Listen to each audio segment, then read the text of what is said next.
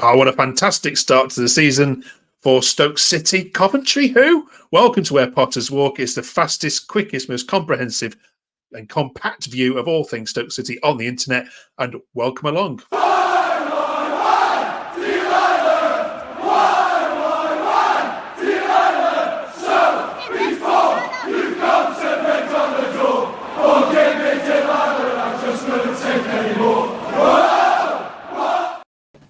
Welcome back to Where Potters Walk. Alfie, did you enjoy that game?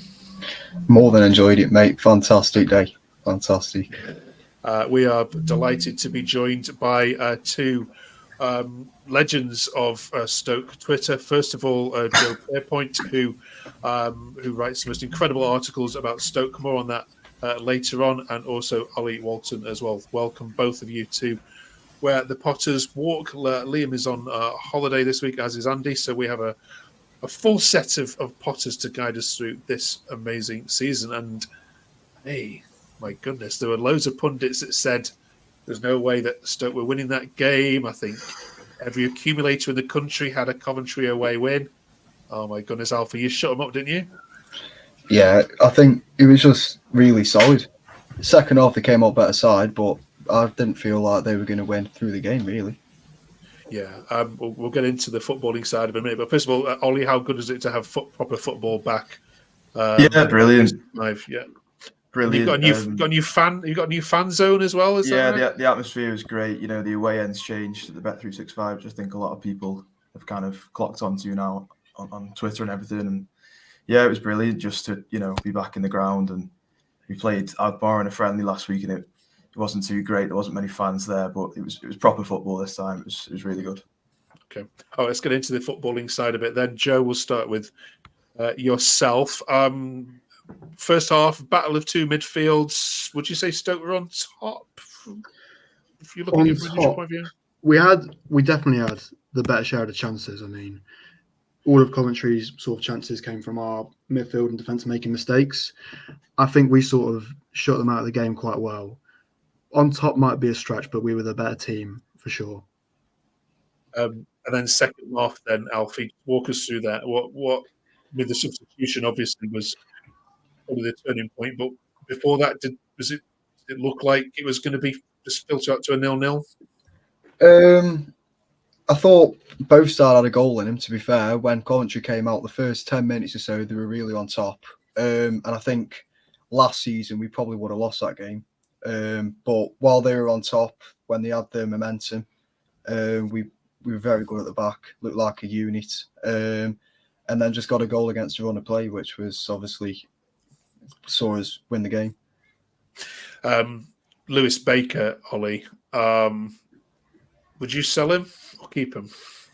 It's a weird one because I think before the game, everyone was kind of maybe anticipating that this could be his last one or one of his last ones. And it still kind of does feel like that maybe. I saw, at the end he came over and he was clapping and obviously he scored his goal, he looked happy. But I'd be inclined to still maybe let him go. I know that might be an unpopular opinion amongst a lot of Stoke fans, but I think especially if what's been touted as a Lewis Travis swap deal with Blackburn, I'd be very happy to take that. I think he's a great player.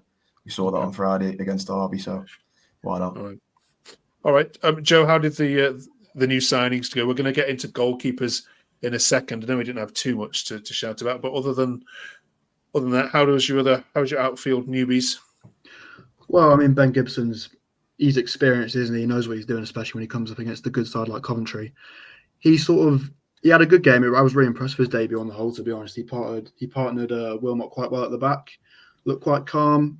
Bocat, I thought it looked really lively going forward. He had some sort of moments where he couldn't really connect the Gooch down the left-hand side with us, but overall, I think he had a good performance going back and going forward, to be honest. Yeah. Okay. Alfie, Schumacher has his critics, but in terms of in-game management and substitutions made, you probably can't fault him on that one yesterday, can you? No. The Ennis sub was fantastic, really.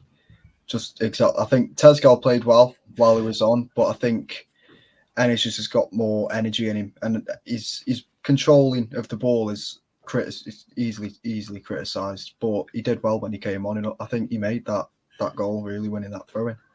Okay.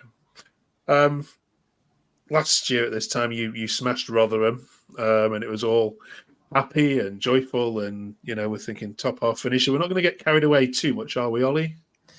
Nah, you can't, can you? Just because of the nature of the Championship, it's so long-winded and everything, and we were all happy, as you say, last year with Alex Neil at the helm and so many new signings last summer, but it all kind of went wrong at a certain point in the season, and I think if we're being realistic, you could probably see that coming.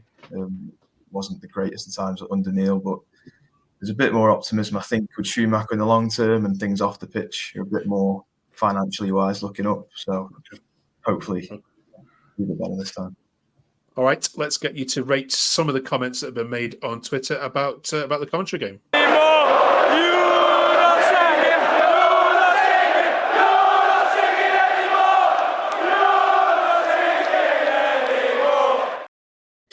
All right, Joe, you can start us off. Stokey73 says, I thought all new signings did well. Can't claim the clean sheet.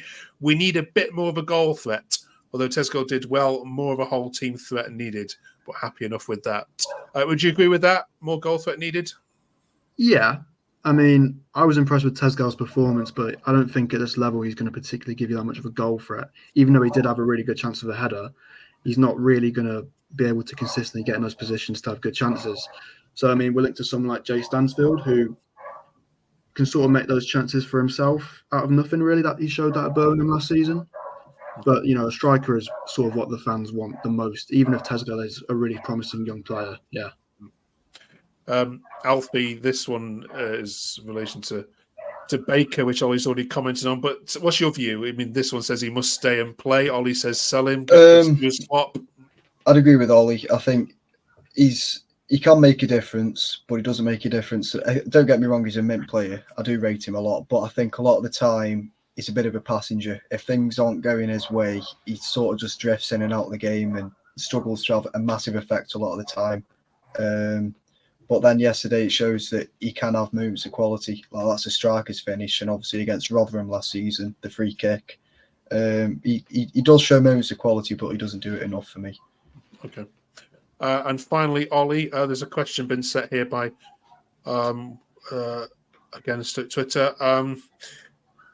What do you reckon then? As a young player, he's obviously got plenty of qualities, desirable and young player, strong, fast and good in the air. However, the performance against Coventry showed flaws in his game. Decision making was slow, pace of play allowed Coventry wingers to kick the ball off him easily. Do you agree with that?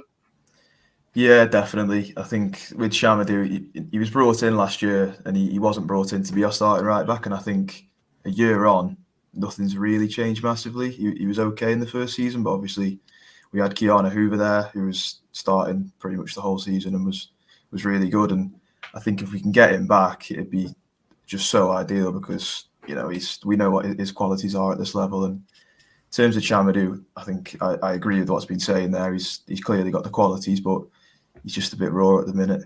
Just, not quite ready. All right, good. It's a good job you agreed with that because the guy who wrote it is seen directly below you.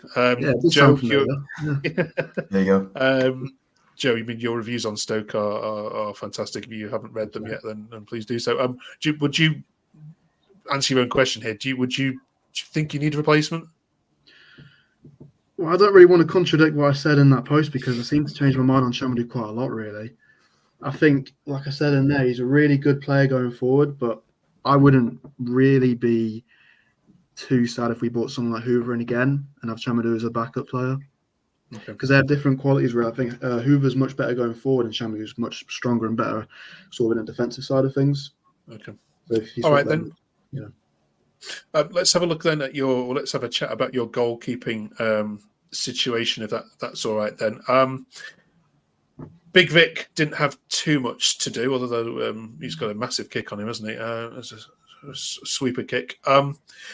Alfie, your first thoughts on your new signing? I mean, I still think this is one of the signings of the summer personally, but what are your thoughts?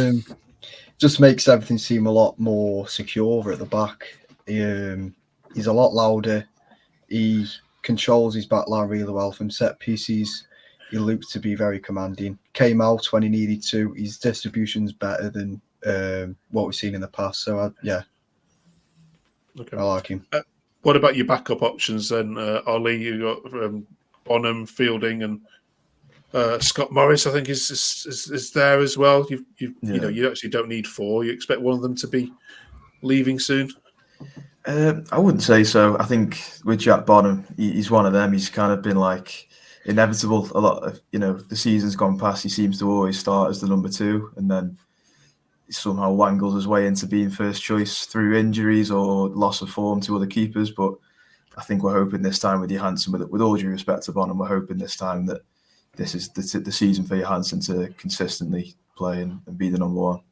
Yeah, Joe, Stoke have had not a good run of goalkeepers in the last couple of seasons. We don't need to worry about this position, do we, this season at all? As long as he stays fit, you've got one of the league's best, haven't you?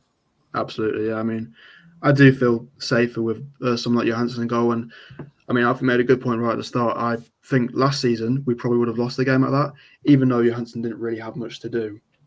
Something just tells me if someone like Bonham plays that game, we don't get a result. I don't know why, but it's just a gut feeling, really. Okay. All right, then. On to Watford, then we go. Your first away trip of the season. They had a good result against Millwall, but they are in a bit of a disarray, so it's probably a bit of a false result, that one.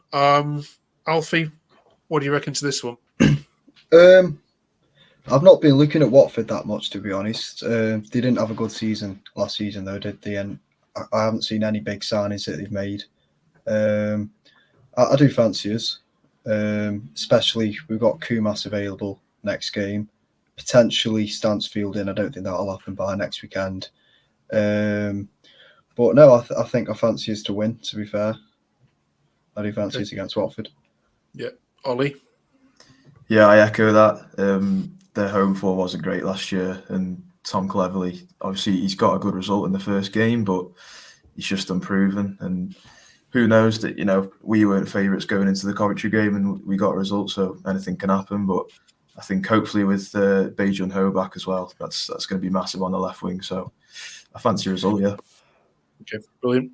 Top of the league then by 3 o'clock or 5 o'clock on Saturday. Let's go into added time. I've got some 90-second questions for you.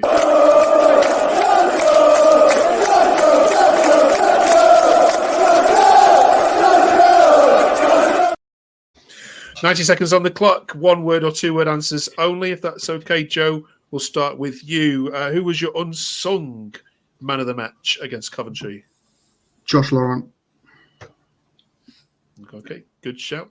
Alfie, given what you saw against Coventry, where will Stoke and Coventry finish this season? Coventry 7th, Stoke 10th. Oh, top half finish. Oh, gosh. Okay. Bring it on. Ollie, sorry about this one. Rate the referee out of 10. 7. Okay, well, I think Coventry fans might disagree. Yeah, definitely. Disagree with that one, given what I said on Twitter. Joe, this week the Carabao Cup is back. If you could beat Carlisle or Watford, which one would you have? You can't have both. That's hard. Watford. Yeah, you care less about anyone going to Carlisle? No, good. Don't fancy that. I've been there. It's a trek. Fair enough. Alfie, though, if I could give you the Carabao Cup trophy now, Stoke in Europe next season, trophy or promotion, what do you want? Promotion. Okay. Ollie, same question? Yeah, promotion's the aim, Okay. Joe, if I could tell you that the Carabao Cup final will be against Port Vale and you'd beat them 3-0 at Wembley, same question? I want to get to the Premier League. Gosh, not even Vale at Wembley and a cup and Europe can tempt you away from it. Fair enough. All right.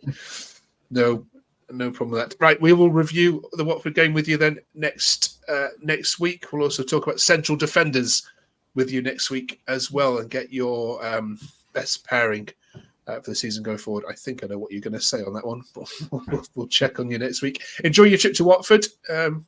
Nice trip to Hertfordshire on a Saturday afternoon. Nothing better. and we'll catch up with you next week. Cheers, Alfie. Cheers, Joe. Cheers, Ollie. Cheers. Thanks, Thank mate. you very much for Yes, watching. thank you. Cheers.